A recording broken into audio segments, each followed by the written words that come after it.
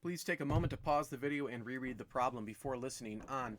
One of the great challenges of this question is that the volume charge density is not a constant value, so the charge is not uniformly distributed throughout the sphere. In fact, the charge depends on the radial distance from the center of the sphere.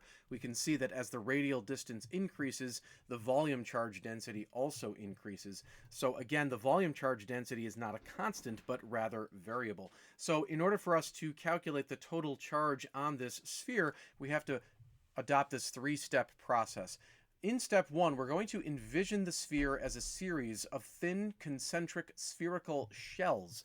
So instead of just one solid sphere, try to envision a very large number of spherical shells that are sort of nested within each other, and that will give you a sense of our strategy here for finding the total charge. Once we kind of envision this as a series of concentric spherical shells, we'll find an expression for the charge on just one of those concentric spherical shells.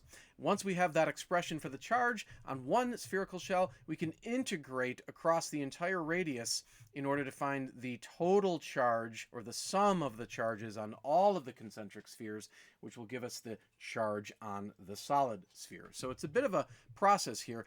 In step two, we're going to come up with an expression for the charge on one of those concentric spherical shells. Now, we've drawn a concentric spherical shell. It's very, very thin, which is why we've labeled the thickness of it as dr. In calculus, if something is very thin, then we use the differential notation.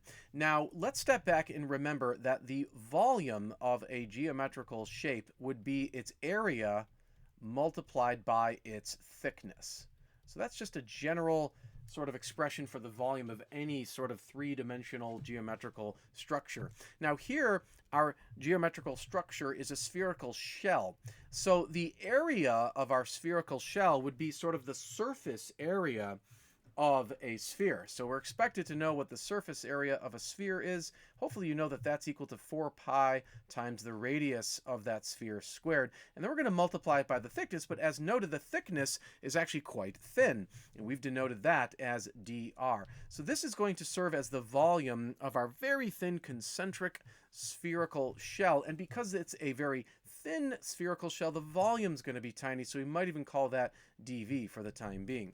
Now we move to the charge on that one spherical concentric shell, and because it's a tiny and thin shell, the charge is going to be tiny and minute, so we're going to call that dq. Now we might know that the amount of charge is going to equal the volume charge density multiplied by, well, the volume. Now we've already come up with an expression for the volume of this spherical shell, so we're going to call that dV. And this value rho was given in the problem. It's that crazy 14.1 picocoulomb per meter cubed times r over capital R. So let's fill that in. And then we're going to multiply that by the expression for dV that we developed earlier. And there we have it. This expression gives us the total amount of charge on just one of those concentric spherical shells. But now what we need to do is use the power of calculus to actually take the sum of all the charges on all of those thin spherical concentric shells. And essentially to do that, we integrate. That's what integration does. It finds the sum of a very, very, very large number of items. So if we integrate both sides of this equation, that's going to create the total amount of charge on this solid sphere. Now we can look carefully and notice that we have some constant values. So this value right here is a constant, and capital R right there is also a constant because that's the radius of the solid sphere. That's not changing in any fashion. And then we have the 4 pi is also a constant. And then what's left over is r times r squared, which is going to make r cubed. So let's factor out the constants, leaving us with an r cubed on the inside of the integral. Now, for a moment, we have omitted units. We'll insert them back momentarily, but we just want some clarity right now. We're trying to integrate r cubed dr, and you probably know from calculus that that's a basic power rule. So what we do is we add 1 to the power to create r to the power of 4, and then we divide by that new power of 4. Now, neatly, these 4's right here will cancel out, and then what we're going to do is plug in the bounds of integration here. We are integrating across the entire sphere, so we're going to have to integrate from a radial distance of 0 to a radial distance of capital R, which is the full radius of that sphere. We can plug capital R in for lowercase r, since lowercase r is our variable. We always plug the upper bound in first, and then we plug the lower bound, but the lower bound is 0. So when you plug the 0 in for little r, you're going to end up with 0, and when you subtract 0, you get the same expression here. So here we have our total charge expression. We can actually cancel a little bit further. One factor of r can cancel, making r cubed here. And there we have it. So now we're going to plug in some units. Let's not forget that the 14.1 was picocoulombs. It was picocoulombs, I think, per meter cubed.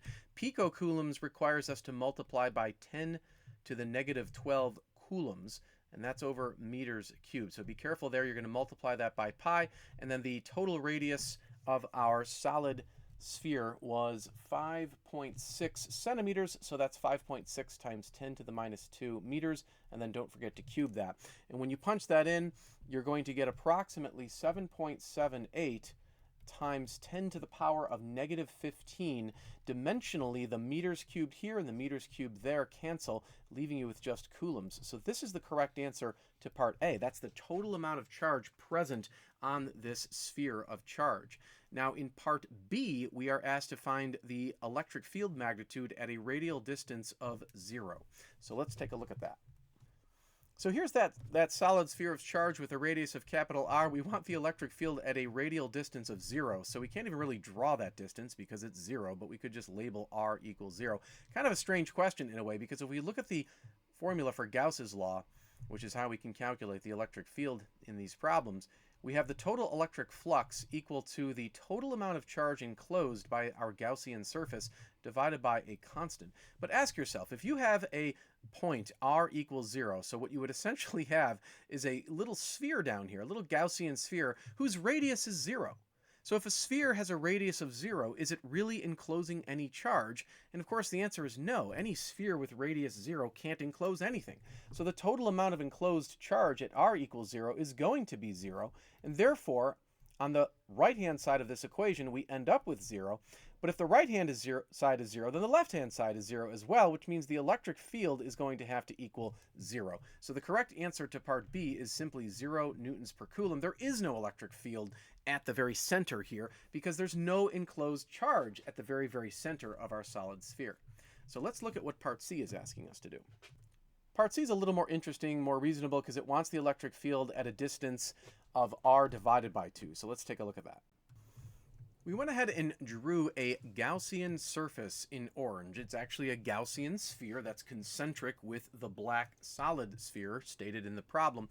And that Gaussian sphere has a radius of r divided by 2. So we're sort of located inside of that solid sphere. We are asked to calculate the electric field at a radial distance of r divided by 2. So we've marked one point. There are several of them, of course, but we've only chosen one. And inside here is a certain amount of charge inside our Gaussian surface. And unfortunately, we're going to have to calculate the total amount of charge enclosed in that Gaussian surface. Notice it's not the total charge on that solid sphere because we're located inside of it. So we're going to actually have less charge than what we calculated in part A. And we might want to talk about that right now. So here was that expression that we developed for the total amount of charge, but we've modified it. We're not going to integrate from 0 to r anymore because we don't have the total amount of charge on the black sphere. We only have a total amount of charge on our Gaussian sphere because, again, it's the total charge enclosed within that Gaussian sphere. So we have to integrate from 0 to r divided by 2 rather than from 0 to r.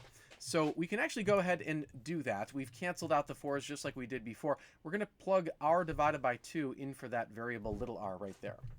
And now we can kind of clean this up, can't we? So if we raised r over 2 to the 4th, we're going to get r to the 4th, and then 2 to the 4th is 16, so we can fill that in. Looks like we can cancel a factor of capital R, so this is going to get knocked down to r to the 3rd.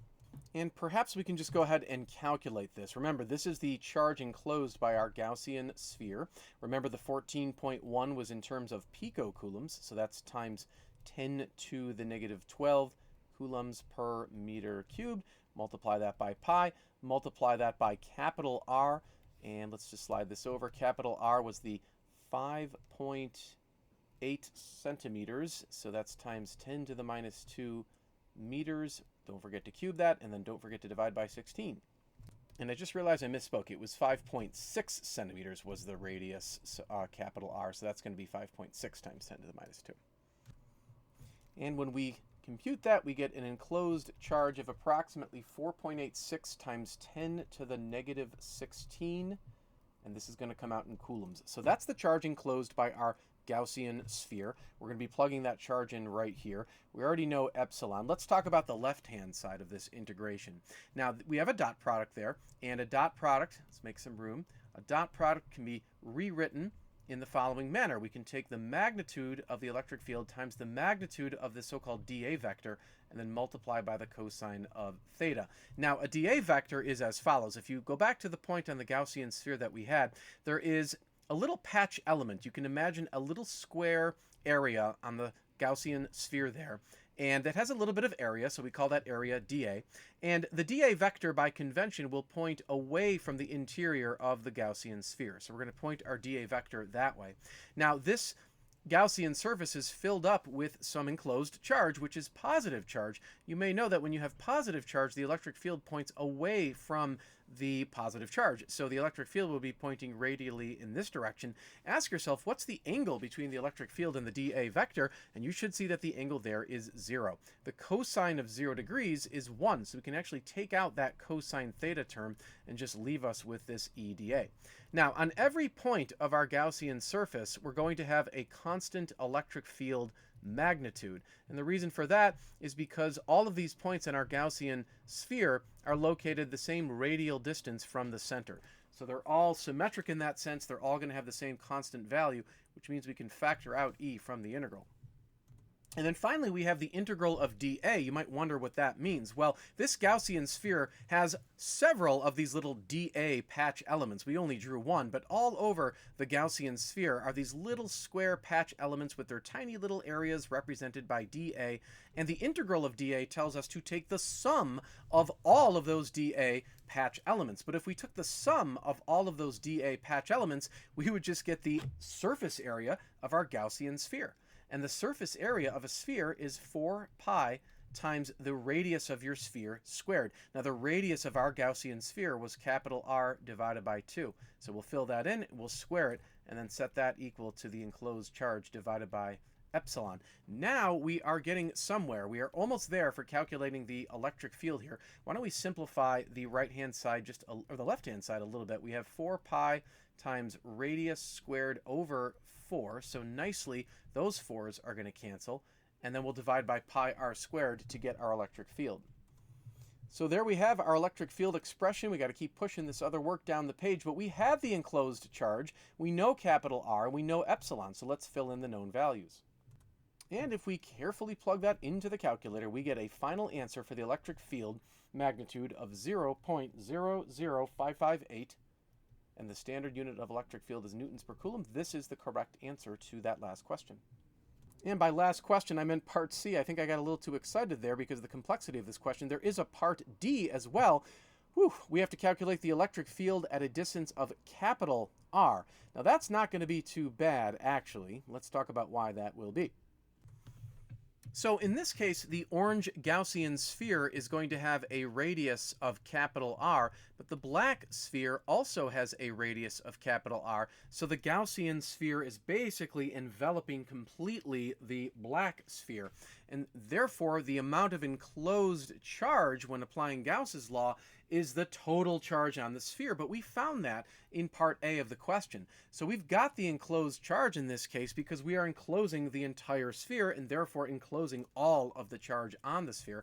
Of course, we have epsilon, and then the radius of our Gaussian surface is the full radius of this sphere. So if we just divide both sides by 4 pi, or rather 4 pi r squared, we will have the correct expression for the electric field located at this radial distance given in this part of the question. So let's fill in the total amount of charge from part A along with the radius of the sphere. And when you compute that, you get an electric field magnitude of approximately 0.0223 newtons per coulomb. That's the correct answer to that part of the question. And now there is still one more part to the question. It wants us to graph the electric field versus R. So we'll go ahead and make a quick sketch of that. So here is that sketch. We can see that the electric field will increase gradually until we reach the outer surface of the sphere, and then once we move beyond that, the electric field is going to diminish slowly. Now you might wonder, how do we know these things? Well, as we move out towards the radius of that solid sphere of charge, we are increasing the amount of charge. So remember that the charge density increased as a function of the radius. So as we move outward towards the edge of the sphere, we're getting more and more charge, and therefore more and more electric flux, and therefore more and more of an electric field. But once we reach the outer edge of the sphere and start moving further out, we are no longer enclosing any more charge. We sort of maxed out the amount of charge enclosed by our Gaussian sphere. So as we move away into larger and larger Gaussian spheres, there's the same amount of charge, but a greater and greater distance away from that charge, and so the electric field is going to diminish as we move outward. So that's a basic justification for that graph.